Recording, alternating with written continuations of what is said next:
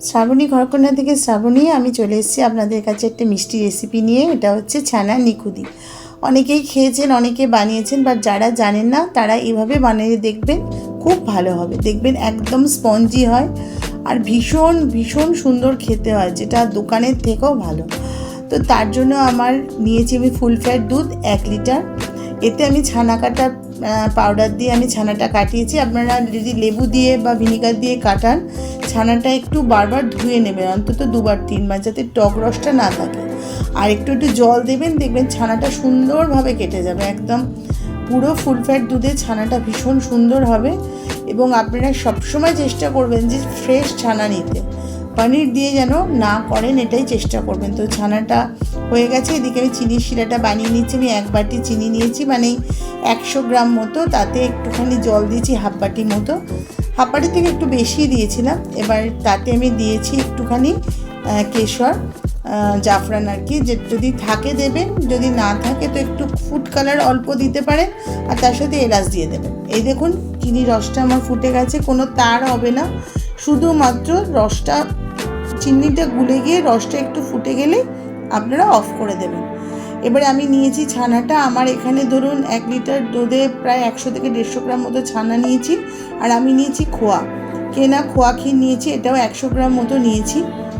ছানা আর খোয়া এই দুটোকে আমি একসাথে ভালোভাবে প্রথমে মেখে নিচ্ছি। যেহেতু আমার জায়গাটা একটু ছোট, তো আমি এটা দুভাগে ভালো করে হাতে মারবো। আর আমি নিয়েছি সুজি, আমি 2-3 চামচ সুজি একটু গ্রাইন্ডারে গুঁড়ো করে নিয়েছি, এবং একটু ছোটো এলাচ দিয়ে। এরপরে আমি দেখুন এটাকে হাতের সাহায্যে মেরে নিচ্ছি, খুব ভালো করে হাতে দিয়ে মারতে পারি। খানিকটা আমি রেখেছি মেরে, আর মানে হাত দিয়ে মেরে মেরে, আর খানিকটা আমি হাত দিয়ে এরকম ডলে ডলে ডলে ডলে পুরো ছানাটাকে একদম মসৃণ করে নিতে হবে। এখানে কোনো রকম মানে সময়ের কম করলে হবে না, যতক্ষণ না ছানাটা একদম মসৃণ হয়ে যাবে ততক্ষণ কিন্তু ছানাটাকে এইভাবে হাতে মারতে হবে। এই জন্যেই কিন্তু মিষ্টির দোকানের মিষ্টি আমাদের থেকে একটু ভালো হয়, মানে স্মুথটা বেশি হয়। বাট এইভাবে যদি করেন তো খুবই সুন্দর হবে। এরপরে আমি কি করেছি, লেচি কেটে লম্বা লম্বা করে লেচি করে নিয়ে তার থেকে ছুরি দিয়ে ছোট ছোট করে দেখুন নিখুদির সাইজে আমি বার করে নিয়েছি। এগুলো দিয়ে আপনি পান্তুয়াও সেমভাবে করতে পারেন। এটা আমি নিখুদি বানিয়েছি, বাট পরের বারে আপনাদের পান্তুয়া বানিয়ে দেখাবো, গোলাপজাম আর কি। তো দেখুন হাতের সাহায্যে ছোটো ছোটো নিখুদিগুলো আমি কি সুন্দর করে একটু হালকা লম্বা লম্বা করে নিচ্ছি। দেখবেন যেন কোনোভাবে ক্র্যাক না থাকে, হ্যাঁ, এখন পুরো গাটা যেন মসৃণ হয়। ক্র্যাক থাকলে কিন্তু ফেটে যাওয়ার সম্ভাবনা থাকবে। তো এই কাজটা একটু ধৈর্য ধরে করতে হবে।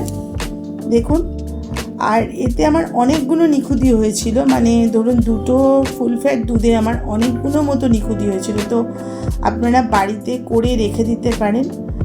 এই দেখুন আমি তেল গরম করে নিয়েছি, সাদা তেল। এবার হালকা গরম করে নিয়ে গ্যাসটাকে একটুখানি কমিয়ে দিয়েছি।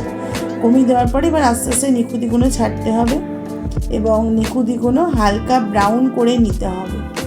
এইখানে প্রথমে নাড়াচাড়া করা যাবে না, কিন্তু যখন দেখবেন এক সাইডটা একটু হয়ে এসছে তখনই আপনারা একটু নেড়ে নেবেন। এই যে দেখুন আপনা থেকে উঠে আসবে, নিখুদিগুলো যেই ভাজা হয়ে যাবে উঠে আসবে। এদিকে চিনির শিরাটা আমার হালকা গরম আছে, ঠান্ডা হলেও হবে না, আবার একদম ফুটন্তও যেন না থাকে, সেই জন্য চিনির শিরাটা হালকা গরম থাকতে হবে। দেখুন কালারটা খুব সুন্দর এসছে। আপনারা যদি একবার বাড়িতে বানান, দোকান থেকে আর কিনে খাবেন না, একবার আমার মতো করে বানিয়ে দেখবেন। খুব সোজা, মানে প্রচণ্ডই সোজা, আর চট জলদিও হয়, এই না যে অনেক সময় লাগবে। তো এইভাবে আমি সমস্ত নিখুদিগুলো ভেজে নিচ্ছি। আপনারা চাইলে কিছু ভাজা প্রথমে রসে দিতে পারেন, বা একসাথে সব ভেজে নিয়েও রসে দিতে পারেন, এবং 2 থেকে 3 ঘন্টা যদি ভিজতে দেন খুব ভালো হবে।